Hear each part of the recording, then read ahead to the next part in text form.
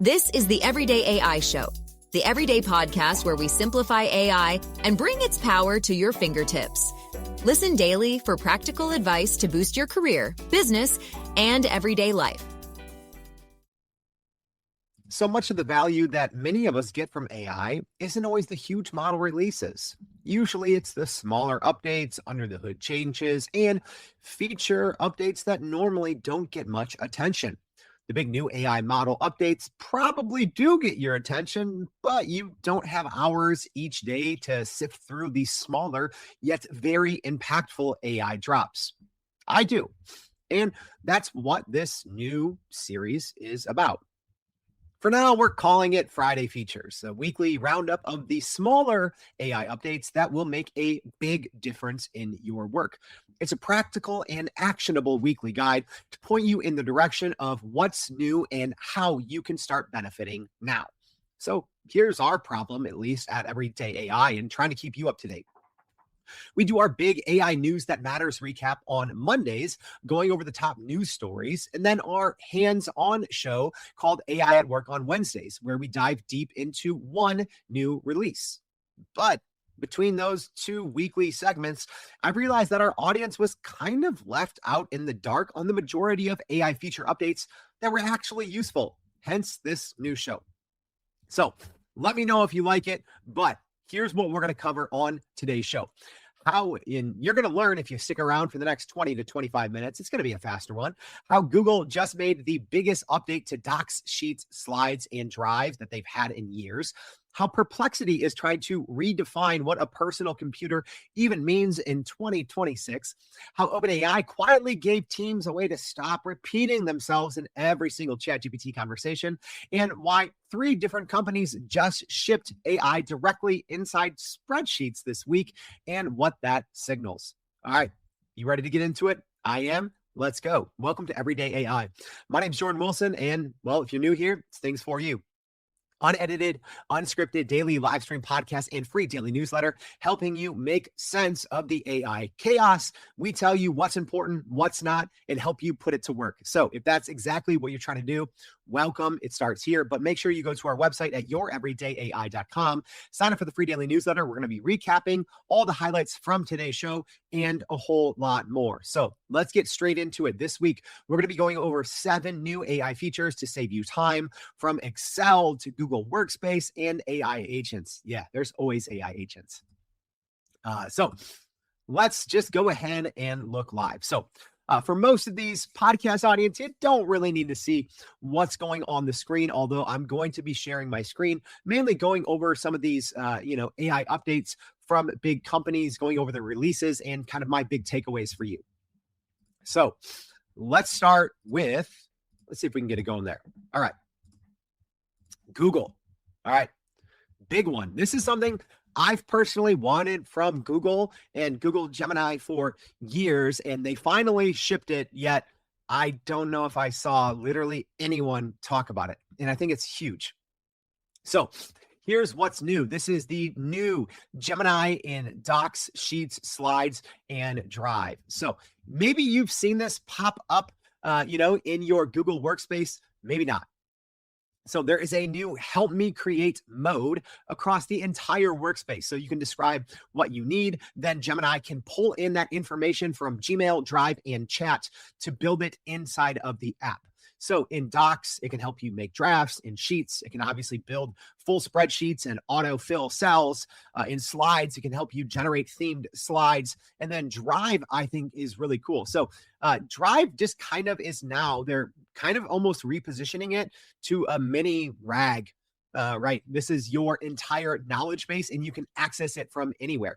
So I do think that both Microsoft and Google struggled initially trying to get their respective Copilot and Gemini to really work seamlessly in their Office or Workspace apps. And, I even had a lot of videos maybe back in, or late 2023, early 2024, showing how this implementation on the Google side just didn't work, right?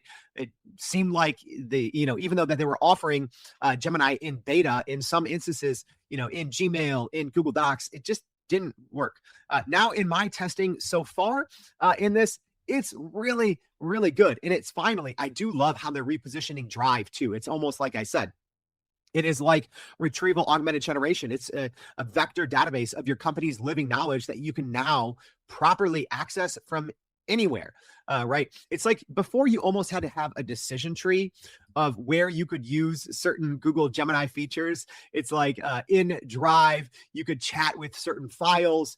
In Gmail, maybe you could access, Drive, but not Sheets. Now it just seemingly is working all better together.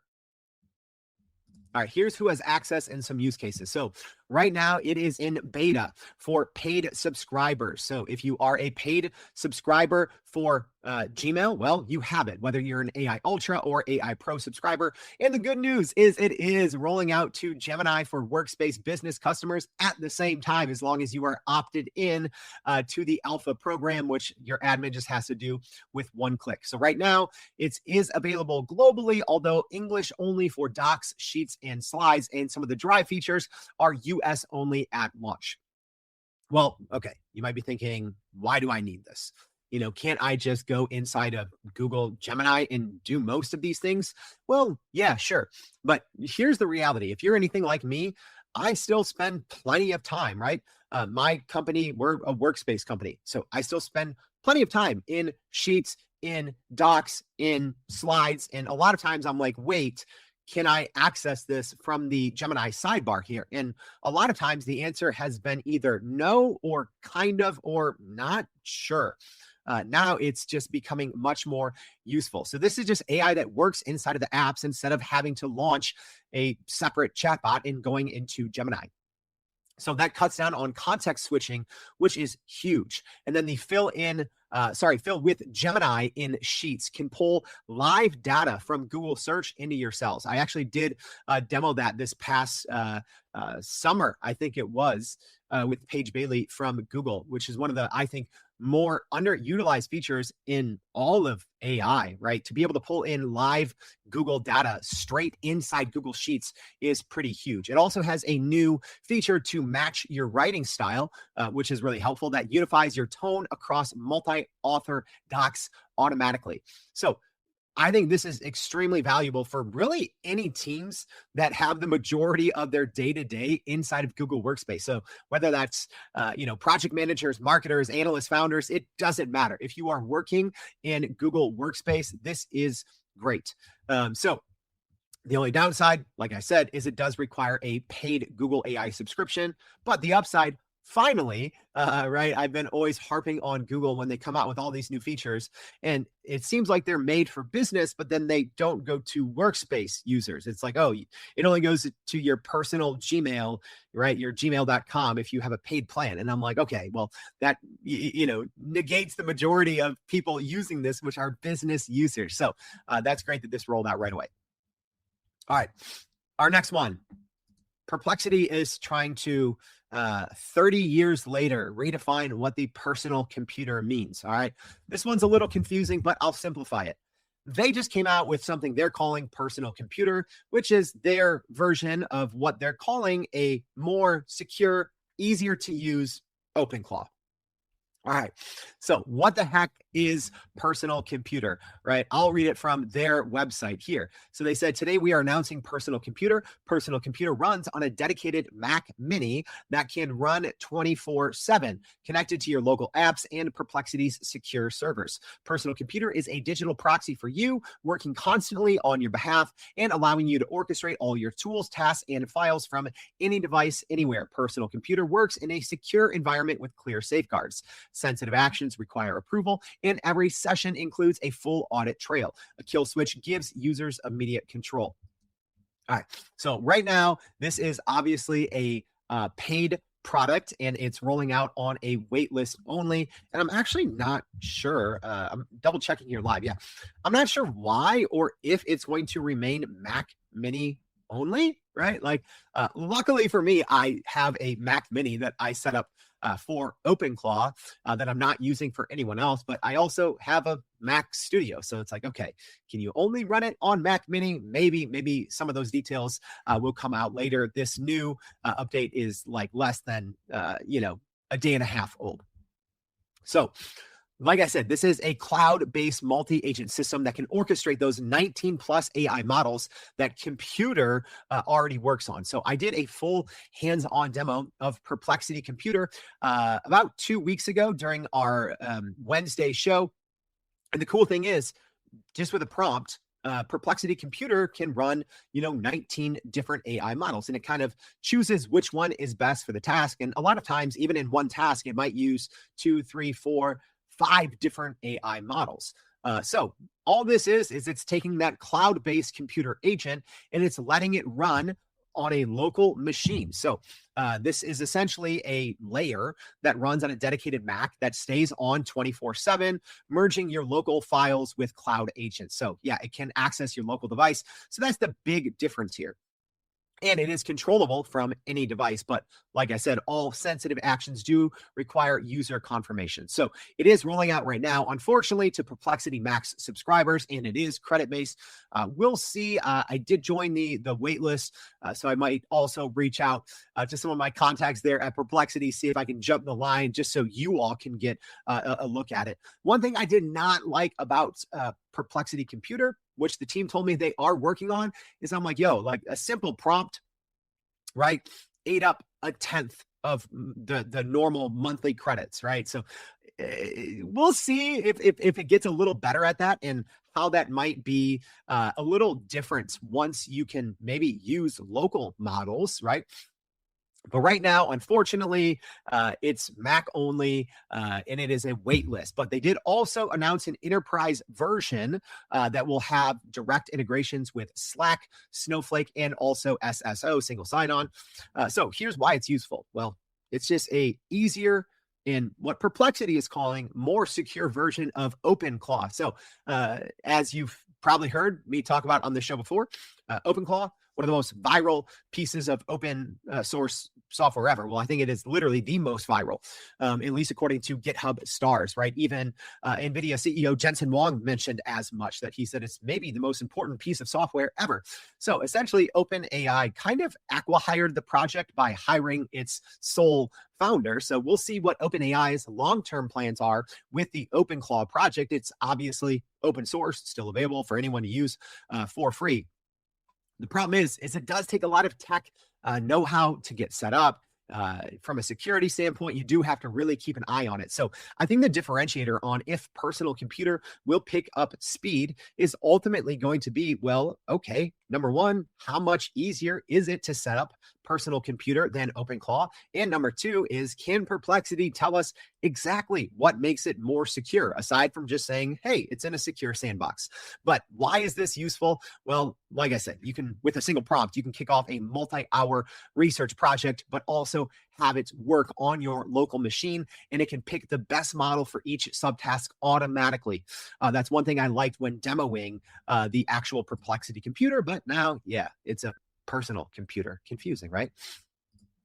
All right, next one. We actually have two from Microsoft. And number one is kind of similar to what I just talked about, right? So in the last couple of weeks, I wouldn't say it's been a craze, but it's been a movement toward, well, this type of work, combining autonomous AI agents that can work on your local machine and still use powerful models.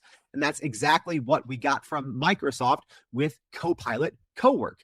All right, so here is the quick rundown of how they say it. They say, if you have used Copilot, you have seen how quickly it can help you find an answer or draft an email. The next step is just as important, turning that intent into real actions across Microsoft 365.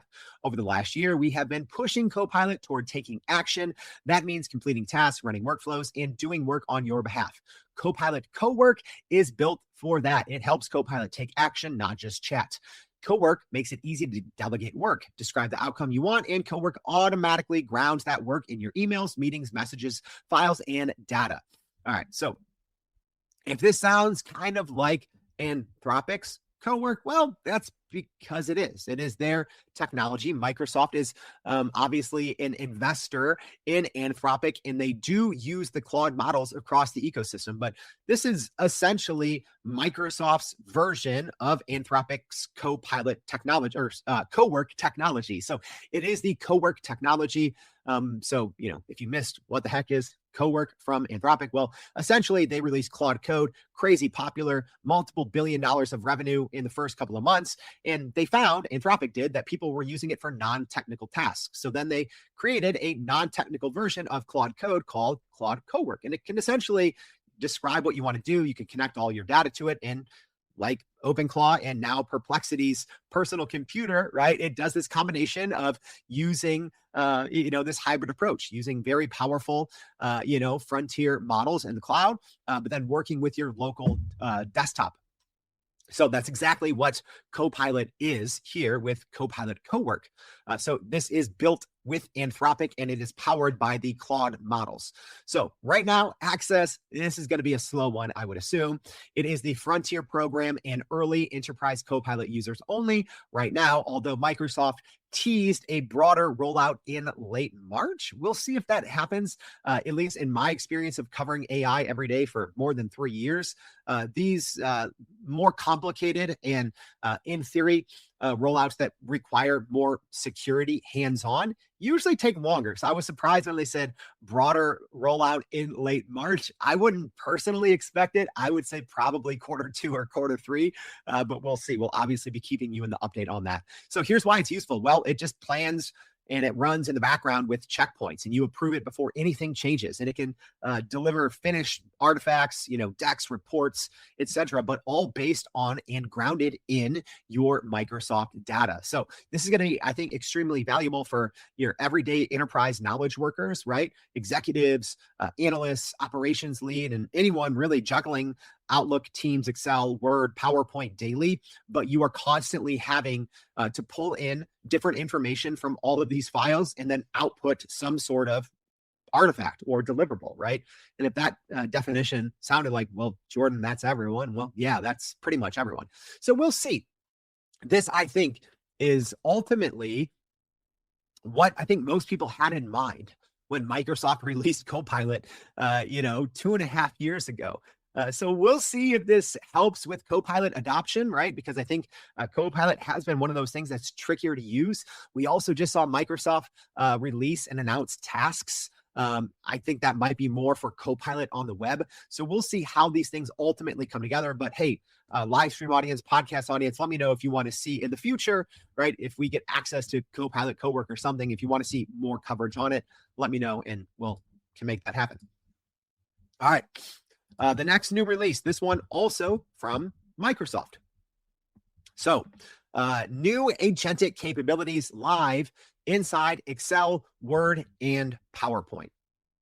So this was, it was announced alongside the Copilot Cowork announcement. This was part of Microsoft's Wave 3 Copilot rollout. So we'll be going over that a little more on our Monday AI News That Matters segment, because there was a lot announced. But I would say probably the two most important things, we just covered. So one was Copilot Cowork, and then two is this new, the new agentic capabilities inside of Microsoft Word and Excel. So this is essentially an in-app agent mode that handles multi-step actions inside Word, Excel, and PowerPoint. So as an example in Excel, that can help you with natural language, do scenario modeling, formulas, charts, analysis, etc. And then in Word, help you draft and refine with clarifying questions on tone, audience, right? So this was rolled out in preview previously. So this is part of a wider rollout from Microsoft. So who has access right now? So that's important. So this is first enterprise Copilot users. And then second, the general availability is set to go on May 1st. So that's if you're using Microsoft Agent 365. So here's why it's useful, right? This is just cuts down on the iterative back and forth, going between, different sections inside Microsoft Copilot. Just hopefully helps you produce better outputs without having to do so much context switching, right? And jumping to a new chat window. Instead, right, the AI just works where you work, right? Like in the sidebar of Excel. And not just that, but powered by reasoning models that can, they're not just spitting out next token prediction, right? They're thinking and they're grounding that in your data.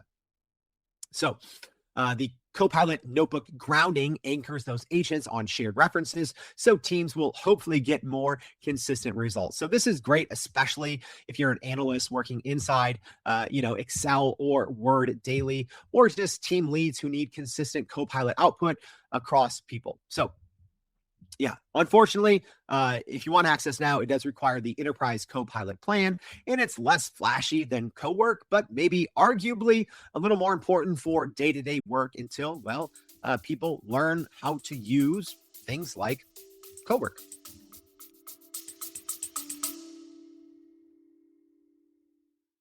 AI moves too fast to follow, but you're expected to keep up.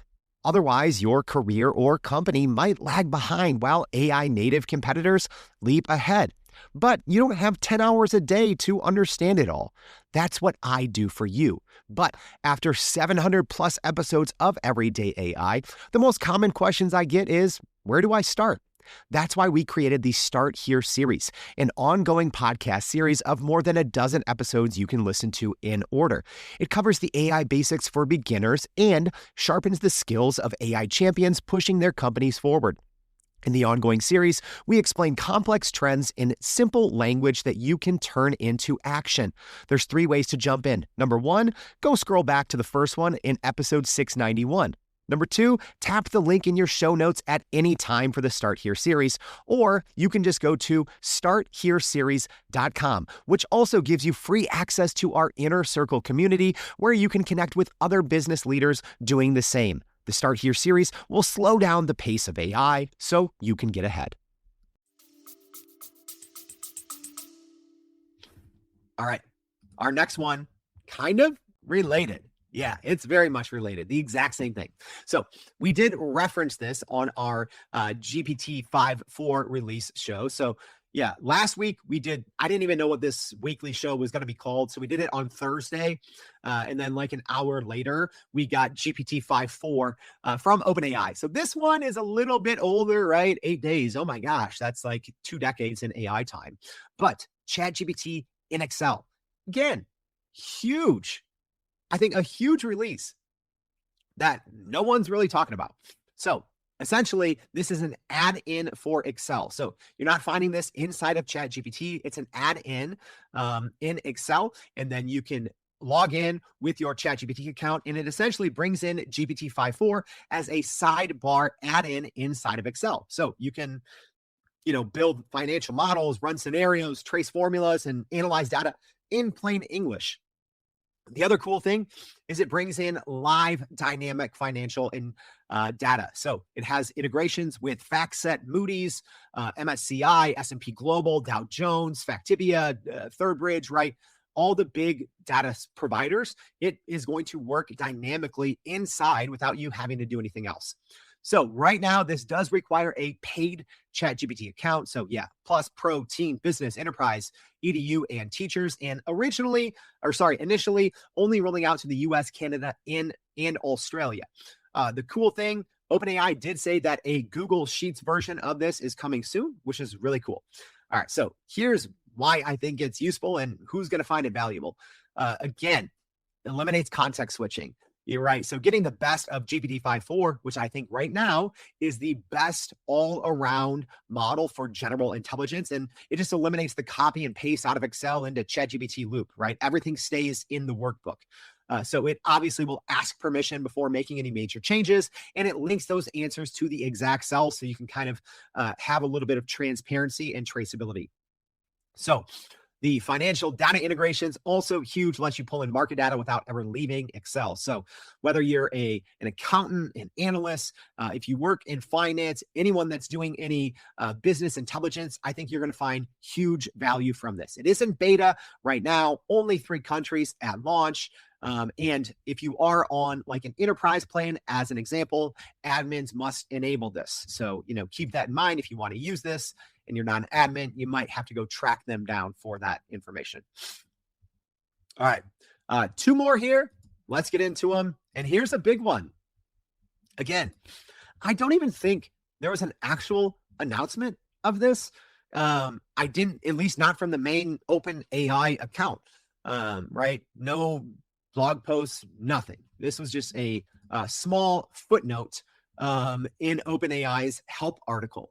All right, but skills are now rolled out to ChatGPT.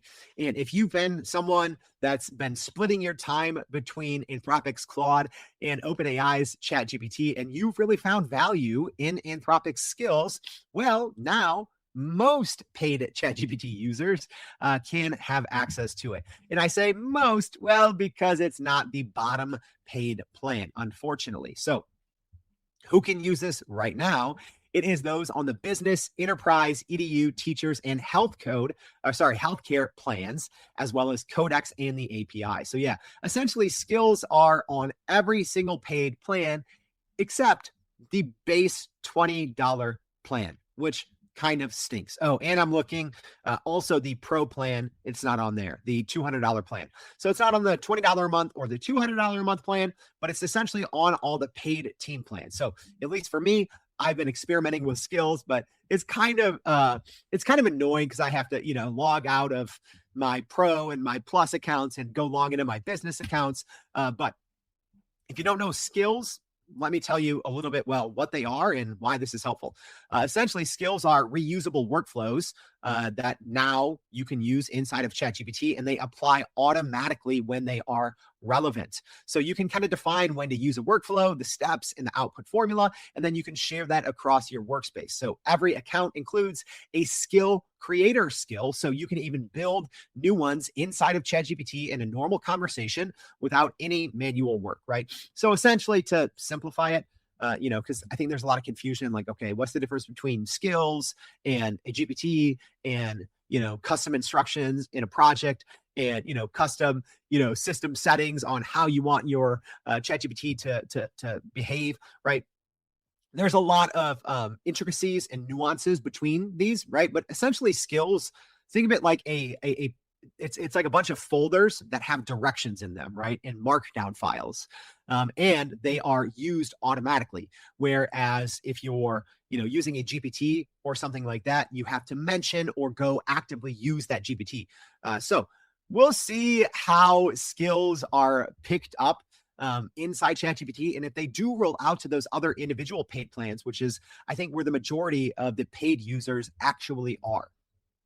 So here's why it's useful. Well, it solves that having to repeat the same instructions every single conversation, right? Especially for teams. And it standardizes some of those recurring workflows, right? So whether you're trying to pull weekly reports, checks out of your CRM that you have connected inside of ChatGPT, inside apps, formatting guidelines, right? All those things, it just makes it much easier. So yeah, unfortunately, there's also no cross-product sync yet between ChatGPT and Codex. So your Codex skills aren't going to be accessible via ChatGPT and vice versa. And you know what? This is, again, I think OpenAI chipping away, right? And I've said this before. I'm like, I don't know if Anthropic chose the right fight to pick with OpenAI, right? The whole Super Bowl commercial fiasco. And, there's been some other small things along the way. We saw Anthropic release these, kind of code updates that they were charging like $15 to $25 for. And then OpenAI came out very quickly with a little quick marketing campaign. And they're like, hey, this is $0 for us. Right. So it looks like one of these things that OpenAI is finding things that people have liked or do currently like or prefer in Anthropic, and they're just starting to implement things from Claude Code into ChatGPT. I think in the end, it's us users that win. So let me know, live stream audience, if you want to know more, and podcast audience, if you want to know more on ChatGPT skills in the future. All right. Last but not least, more kind of pseudo OpenClaw-esque competitions, right? So this one here, Anthropic has released, finally, Claude Code scheduled tasks. And there is a new loop command, which is really cool. So that's only in the command line interface, so not in the desktop version, but that brings along kind of cron style scheduling. So you can run prompts at intervals, every certain minutes, every couple of hours, every couple of days, or you can just schedule them normally. So in Claude desktop mode, there is the new command backslash schedule that you can fire tasks hourly, daily, or weekly with full MCP tool and plugin access. So right now, this is for up to 50 concurrent tasks per session, and they auto expire after 3 days. So who has access right now? This is Claude Code users on Pro, Team, and Max. And then also, if you're using the command line interface version of Claude Code or the desktop Mac version, it can apply in there as well. So here's why it's useful. Well, number one, I think this is one of the reasons why a lot of people were flocking to OpenClaw, right? The ability to kind of have it work around the clock for you and schedule it to do certain things is one of the reasons why, among others, right, that OpenClaw really took off in popularity, right? Because otherwise, if it's just always the human having to go in there and, always be the one that pushes the button or fires the automation trigger, it's not technically as helpful as a truly autonomous agent or an agent that can run on a schedule. So although, Anthropic's not going to say it, I do think that a lot of their recent smaller feature updates like this have been aimed at maybe not getting some of that OpenClaw audience back, because I don't think the OpenClaw audience is necessarily, abandoned Claude or ChatGPT. But I do think, right, we just saw this from Perplexity as well with their personal computer. And then some of the more recent updates here from Anthropic that are really just bringing that utility that seemingly a lot of people desire, right? Not having to go in and, schedule code updates or not having to go in and manually do that, right? Like, why not just be able to, run it every single day or once a week, etc. So this is useful because it turns Claude Code into a background worker that essentially just runs while you're away. So yeah, you do have to have your computer open, right? So using it on the desktop, it can't run if your desktop is shut, right? But there are ways you can essentially make sure that it will run at all times, right? To keep your Mac from going to sleep, essentially. So there's already tons of, I think, popular use cases that are in the wild, right? So overnight PR monitoring, if you're, into software development, coding, auto bug fixing PRs, morning Slack summaries, weekly dependency audits, right? Whatever those things that you have to do continually, right? Whether it's, every day doing the same type of manual tasks, every week, whatever it may be, I think this is good. And developers and engineers are going to love this, right? So if you're wanting to kind of have a set and forget automation, or also, non-coders are just calling it like accessible cron, right? So, old school cron jobs, way before AI, which is just scheduling repeatable computer automation tasks. That's what we have here, right? So you don't even have to use it for coding things, right? I am using schedules on Claude Code for non-technical, non-coding use cases. So keep that in mind. This isn't just for software developers, although I do think this is where it's going to take off. So that is a wrap. Actually, one more thing to note. I did say this, but just to iterate, your computer and the desktop app must be open and awake for those local tasks to fire. All right. So it's not just your computer has to be on, but you got to make sure that, if you're using Claude Code on the Claude desktop app, it's got to be open. Your computer's got to be awake. And then that's it. All right. What do you think, y'all? Was this helpful? All right. I'm going to do what I did last time. I don't know if this is going to be an every single week thing. I'm wondering if you guys like it. So I do always have an arbitrary number, right? So let me know, hot or not. All right. So if you all really like this show, doing it every Friday, just, if you're listening on the live stream, just go ahead and put hot. If you're listening on Spotify, you can leave a comment on today's show. Just say hot. If you hate it, you're like, this was a waste of 32 minutes, Jordan. Thanks a lot. Just say not. All right.